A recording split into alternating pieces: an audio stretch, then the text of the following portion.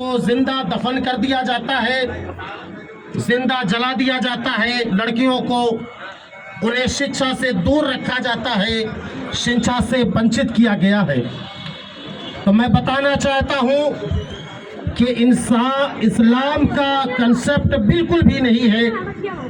اسلام سے پہلے عرب کا یہ کلچر تھا کہ وہاں بچیاں پیدا ہونے کے بعد، لڑکیوں کی پیدائش ہونے کے بعد ان کو زندہ دفن کر دیا جاتا تھا، اور اس چیز کا ذکر ہمارے قرآن نے بھی بیان کیا ہے۔ بِأَيِّ ذَنبٍ قُتِلَتْ، جو پوری آیت نازل ہوئی ہے، اس میں آپ سنیں گے، پڑھیں گے، دیکھیں گے کہ اس وقت کا نقشہ کھینچا گیا ہے جب زندہ لڑکیوں کو دفن کر دیا جاتا تھا۔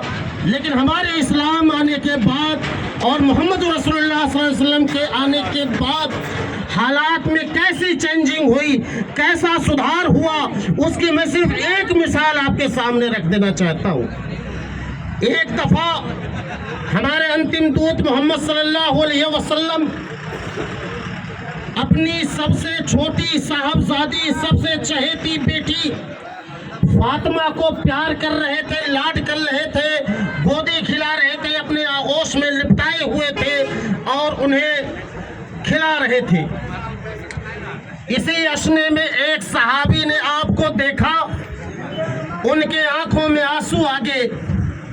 انہوں نے جا کر فرمایا کہ آقا، آپ کو جب اپنی فاطمہ سے اس طرح سے لاڈ و پیار کرتا ہوا ہم نے دیکھا تو ہمیں اپنی بیٹی کی یاد آ گئی۔ آپ صلی اللہ علیہ وسلم نے فرمایا، بتاؤ وہ کیا معاملہ ہے، کیا وہ بیٹی اب نہیں رہی؟ انہوں نے کہا، آقا بات یہ ہے کہ میں اپنی بیوی کے پاس گیا اور پھر بیپار کے سلسلے میں باہر چلا گیا۔ ایک زمانے کے بعد جب میں وطن واپس لوٹا، میں نے دیکھا کہ ہمارے گھر میں ایک چھوٹی سی بچی کھیل رہی ہے، کود رہی ہے، اور میں جب پہنچا تو وہ مجھ سے لپٹ گئی، میرے ساتھ کھیلتی تھی، گھومتی تھی، ٹہلتی تھی، میرے ہاتھوں سے کھانا کھاتی تھی۔ جب میں سفر سے آتا تھا تو مجھے اپنے ننھے ننھے ہاتھوں سے پانی پلاتی تھی۔ کہا کہ میں نے اپنی بیوی سے کہا، یہ بیٹی کون ہے؟ تو بیوی نے بتایا کہ دراصل یہ پڑوسی ایک لڑکی ہے، اس کے والدین اس کو قتل کر سکتے ہیں، اس خوف سے ہم نے اس کو پناہ دے رکھا ہے۔ میرے گھر پہ بھی کوئی نہیں تھا، آپ بھی سفر پہ تھے، تو اس لڑکی کے ساتھ، اس بیٹی کے ساتھ میرا گزر بسر ہو جایا کرتا تھا، میں سمے گزاری کر لیا کرتی تھی۔ اس آدمی نے کہا کہ پھر مجھے اس لڑکی سے محبت ہو گئی، اتنی محبت ہو گئی کہ جب میں کہیں کاروبار سے یا گھر کے باہر یا کھیت میدان میں جب ہوتا تھا اور باغیچے سے آتا تھا تو سب سے پہلے میں اپنی لڑکی کو تلاشتا تھا۔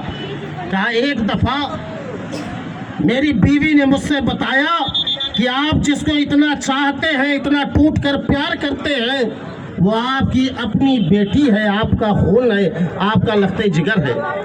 کہا میرے دل میں نفرت پیدا ہو گئی، جس کے ساتھ میں کھیلتا تھا، دل بہلاتا تھا، جس کا بوسہ لیا کرتا تھا، گودی لے کے گھمایا کرتا تھا، جب معلوم ہوا کہ یہ میری بیٹی ہے، میرا کوئی داماد بنے گا، میں کسی کا سسر بنوں گا، کوئی میرے لڑکی سے شادی کر کے بیاہ کر کے لے جائے گا، اس غیرت نے میری محبت کو ختم کر دیا اور میں نے سوچا کہ میں اس کو قتل کر دوں گا۔ کہا میں نے اپنی بیوی سے کہا کہ میں اسے گھمانے لے جا رہا ہوں، اس کے نانی کے گھر لے جا رہا ہوں۔ کہا لے کر گیا، جب راستے میں بیچ میں میدان میں، چٹیل میدان میں، صحرا میں پہنچا، میدان میں پہنچا تو میں نے اس کی قبر کھننی شروع کی۔ کہا جب میں قبر کھودتا تھا، اس کدال سے، بلچے سے جب میں گڈھا کرنے لگا تو اپنے ننھے ننھے معصوم ہاتھوں سے میرے پسینے کو پوچھتی تھی، اپنے کپڑے سے، اپنے دامن سے وہ میرے پسینے کو پوچھتی تھی، مجھے گلاس میں پانی نکال کر دیتی تھی، مجھ سے کہتی تھی ابا آرام کر لیجئے، ابا سائے کے نیچے بیٹھ جائیے۔ وہ اپنے چھوٹے چھوٹے ننھے ہاتھوں سے ऐसे धूप को रोकती थी, मुझे साया देती थी कि मैं उस साये के नीचे बैठ जाऊं। आका मैं फिर भी नहीं पसीजा। और कहा कि मैंने उसको आखिरकार उस गड्ढे में दफन कर दिया। कहा जब मैं दफन करने लगा, आखिरी वक्त में वो मदद के लिए मुझे बुलाती थी। वो मुझसे कहती थी अब्बा मुझे घुटन हो रही है, अब्बा मेरा सांस फूल रहा है, अब्बा मेरा दम निकल रहा है, अब्बा मुझे बचा लो, अब्बा मेरी जान बख्शी कर दो, अब्बा मैं कभी जिद नहीं करूंगी, अब्बा मैं आपको कभी परेशान नहीं करूंगी, अब्बा मैं आपसे कभी कोई चीज मांगूंगी नहीं, अब्बा मुझ पर रहम खाओ, अब्बा मुझे बचा लो, अब्बा मेरा दम घुट रहा है, अब्बा मैं मर जाऊंगी। कहा लेकिन फिर भी मेरा दिल नहीं पसीजा और मैंने उसे जिंदा दफन कर दिया। कहा जब इस वाक़े को मैंने बयान किया, मैंने देखा कि आका के आंसुओं से सैलाब उमड़ पड़ा है और दाढ़ी से आंसू टपक कर जमीन पे गिर रहे हैं, सीने पर गिर रहे हैं। कहा फिर आका ने फरमाया, कहा साथी देखो इस्लाम तमाम साबिक गुनाहों को माफ कर देता है, तमाम पिछले गुनाहों को माफ कर देता है, लेकिन मैं तुमसे ये रिक्वेस्ट कर रहा हूँ, तुमसे मैं ये अनुरोध कर रहा हूँ कि आज की तारीख से तुम मेरे नजरों के सामने ना आना। अगर तुम मेरे नजरों के सामने आओगे तो तुम्हारी बेटी की मुझे याद आ जाएगी, इसलिए आज की तारीख से तुम मेरे नजरों के सामने ना आना। ये शब्द, ये अल्फाज आपने बहुत कम लोगों के लिए कहे हैं, इसलिए कि ये बहुत बड़ी बात थी, तो आपने समाज में लड़कियों को उसका हक दिया। आज नेपाल सरकार अभी जाके पिछले 1-2 साल से बच्चियों का, ख्वातीन का, महिलाओं का बाप के वंश में हक दे रहा है। इस्लाम ने 1450 साल पहले ये अधिकार दे दिया था। कुरान के अंदर सूरह निसा के नाम से एक बाकायदा सूरत नाजिल हुई है।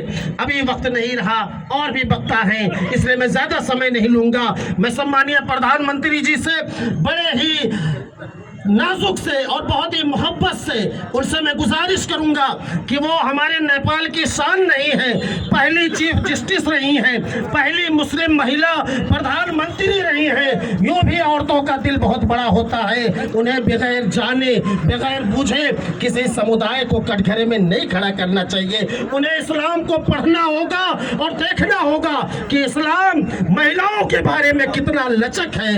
अस्सलाम वालेकुम, नमस्कार, धन्यवाद।